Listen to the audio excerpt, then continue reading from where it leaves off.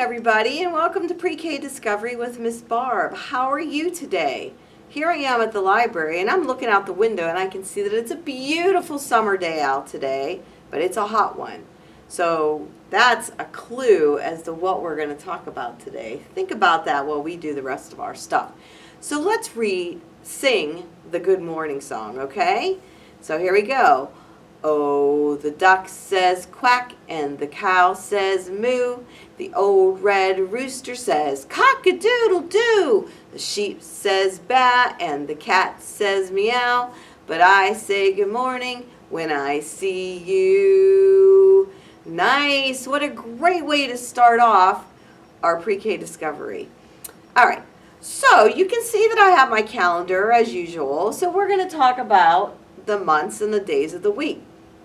Do you guys remember the song that we did last week, the months of the year? Do you remember how that goes? Well, if you don't, listen and we'll sing it together. Ready? Here we go.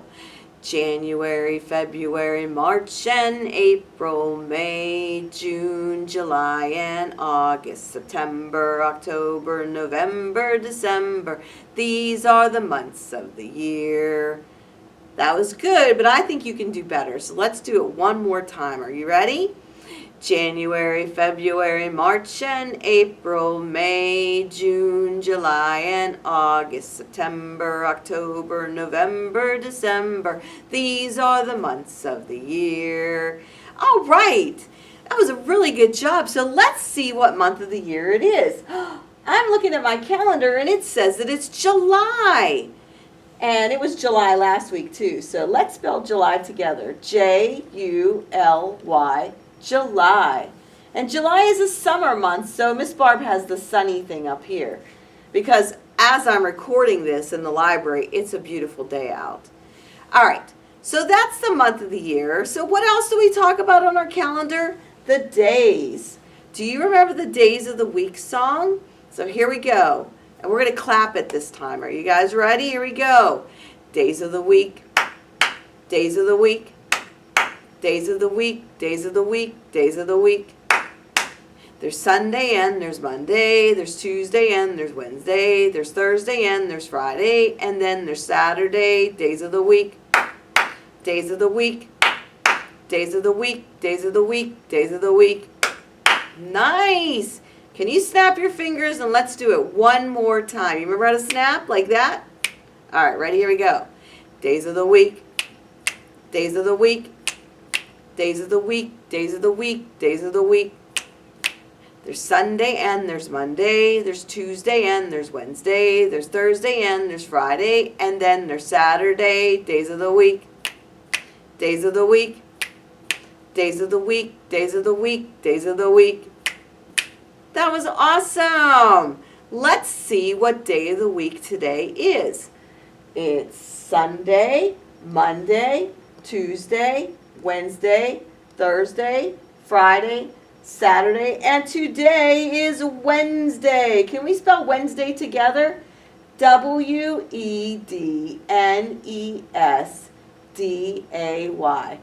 Wednesday. Let's count to see what day of the week Wednesday is. Today. 1, 2, 3, 4, 5, 6, 7, 8. Today is July the 8th, and it's Wednesday, and it's still 2020, so that's the year that it is. So, those are our calendar. Let's talk about our letter of the day.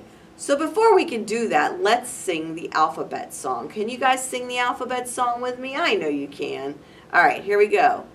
A, B, C, D, E, F, G, H, I, J, K, L, M, N, O, P, Q, R, S, T, U, V, W, X, Y, and Z. Now I know my ABCs.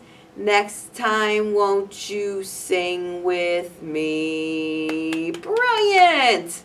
All right, are you guys ready for the letter of the day? Does Miss Barb have it here? Yes, she does.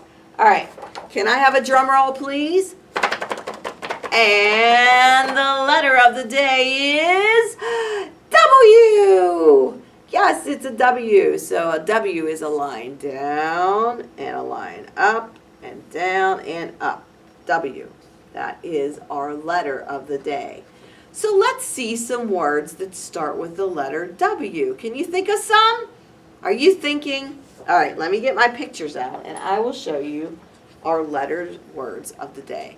All right, so here's our first one, and it is a worm. W-O-R-M, worm.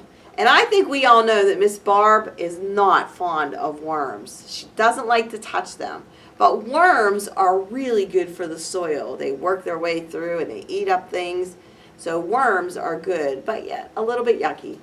All right, so let's see what our next word of the day is. Our next word of the day, if I can pick it up, is a walrus. W-A-L-R-U-S, walrus. And he's got some really long tusks and are really, really quite large. Walrus. All right, let's see. I have some more. I'm not done. Wings. W-I-N-G-S, wings. And can you think of something that has wings? A bird? Yeah, that was a good one. Do you have wings? I don't think so. Airplanes have wings, but they don't look like this, do they? So wings. All right, let's see here. I have a walnut. W-A-L-N-U-T, walnut. And some people like walnuts. Some people do not like walnuts. I think walnuts are okay. They're a lot of work to get out of that shell, though. Walnut. Our last word of the day is one that's going to give you a clue as to what the story we're going to read about is. So are you guys ready for this one? This is our last word of the day, and it is weather. W-E-A-T-H-E-R, weather. And we have sunny weather, cloudy weather, stormy weather, windy weather, rainy weather, or snowy weather. And those are some different types of weather. So, do you guys have any idea what story we're going to be reading today? It has something to do with the weather. Cloudy with a chance of meatballs. We were all sitting around the big kitchen table. It was Saturday morning, pancake morning. Mom was squeezing oranges for juice.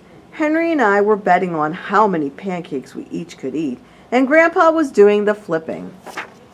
Seconds later, something flew through the air, headed towards the kitchen ceiling, and landed right on Henry. After we realized that the flying object was only a pancake, we all laughed, even Grandpa. Breakfast continued quite uneventfully. All the other pancakes landed in the pan, and all of them were eaten, even the one that landed on Henry. That night, touched off by the pancake incident at breakfast, Grandpa told us the best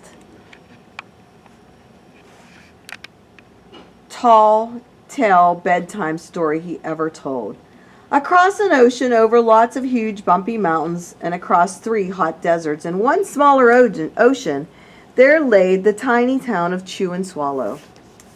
In most ways, it was much like any other tiny town. It had a main street lined with stores, houses, trees, gardens all around them, and a schoolhouse.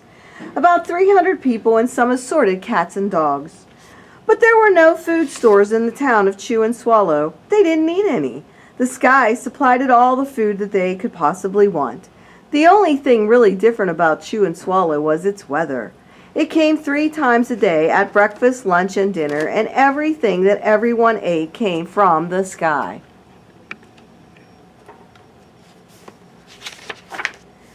Whatever the weather served, that was what they ate. But it never rained rain, and it never snowed snow, and it never just blew the wind. It rained things like soup and juice and snow, mashed potatoes, and green peas, and it sometimes blew winds and storms of hamburgers. The people could watch the weather report on TV in the morning, and they would even hear a prediction for the next day's foods. When the townspeople went outside, they carried their plates, cups, glasses, forks, spoons, knives, napkins with them. That way they would always be prepared for any kind of weather. If there were leftovers, they usually were, they took them home and put them in the refrigerator in case they got hungry between meals. The menu varied, and by the time they woke up in the morning, breakfast was coming down. After a brief shower of orange juice and low clouds of sunny-side eggs moved in, followed by pieces of toast. Peanut butter and jelly sprinkled down on for the toast, and most of the time it rained milk afterwards. For lunch one day, frankfurters already in their rolls blew in from the northwest at about 5 miles an hour, and there were mustard clouds nearby. Then the wind shifted to the east and brought in baked beans. A drizzle of soda finished off the meal. Dinner one night consisted of lamb chops, becoming heavy at times with occasional ketchup. Periods of peas and baked potatoes were followed by gradual clearing with the wonderful Jell-O setting in the west. The sanitation department of Chew and Swallow had a rather unusual job for a sanitation department. It had to remove the food that fell on the houses, sidewalks, and lawns, and the workers cleaned up things after every meal and fed all the cats and dogs. Then they emptied some of it into the surrounding ocean for the fish, turtles, and whales to eat. The rest of the food was put back into the earth that the soil would be richer for the people's flower gardens. Life for the townspeople was delicious until the weather took a turn for the worse.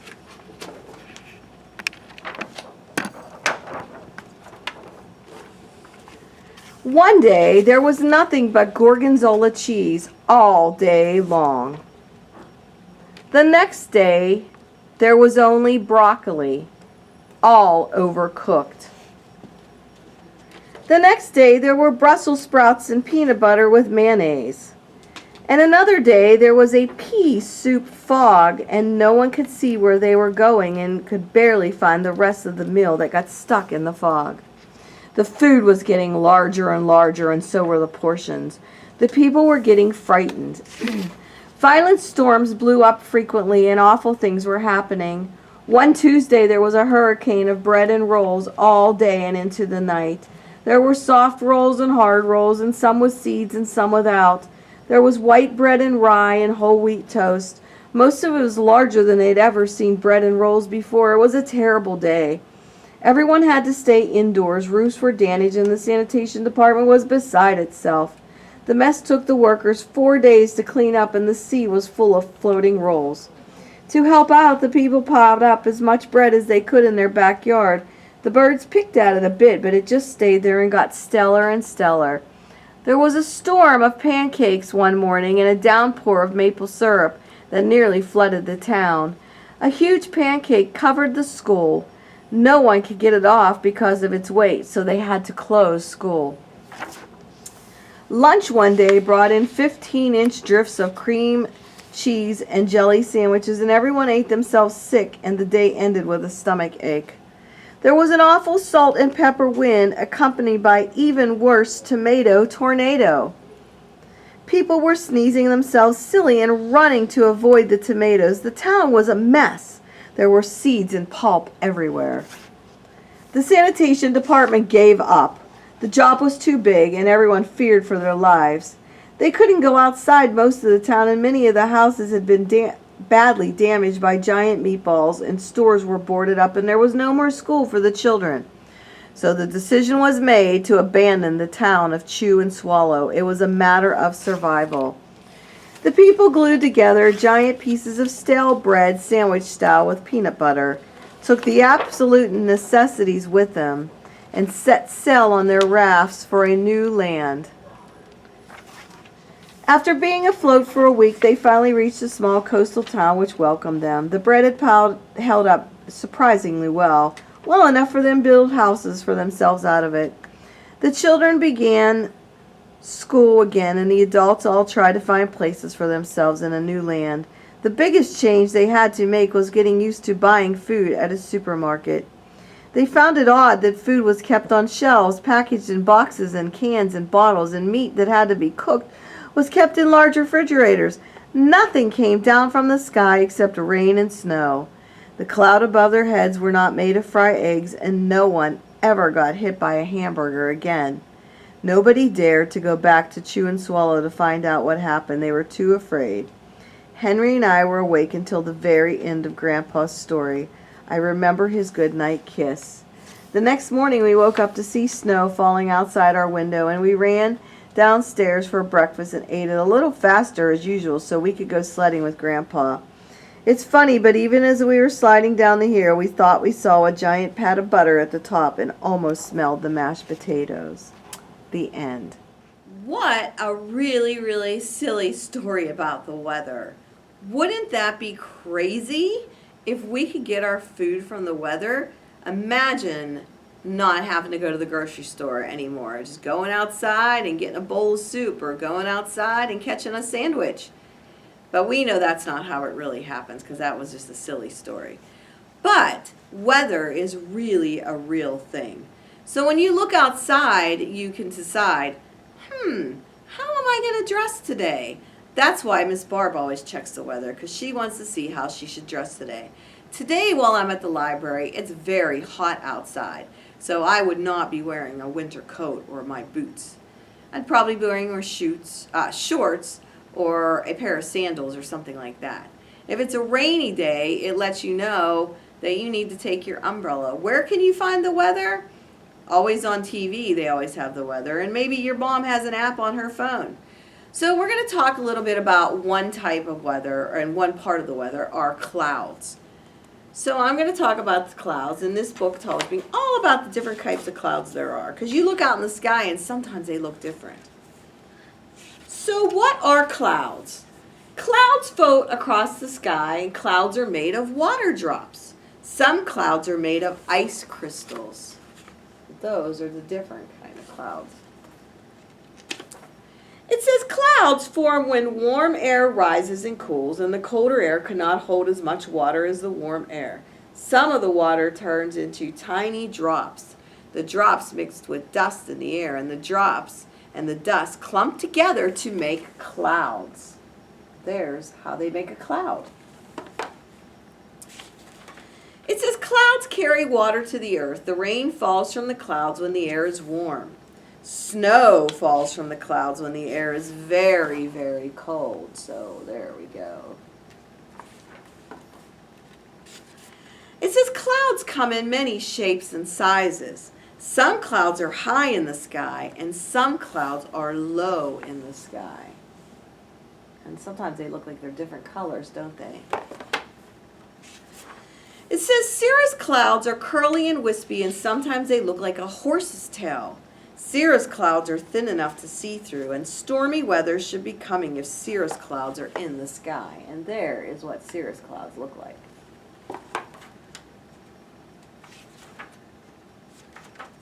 Cumulus clouds look like cotton balls. They are puffy on top and flat on the bottom. Cumulus clouds are small and white, and they bring good weather. Sometimes cumulus clouds grow taller and bigger, and they become cumulonimbus clouds, and these clouds bring the thunderstorms. So there's they are. Stratus clouds are low in the sky, and they are flat and can be thick or thin. Rain or snow can fall from stratus clouds, and sometimes the rain is a light drizzle. I don't really like rainy weather. I don't know about you. As a cloud close to the ground is fog. Fog forms when the earth is warm and the air is cool and moist. Sometimes the wind blows fog away, and sometimes the fog dries up in the heat of the sun. And there you can see the fog covering up that bridge.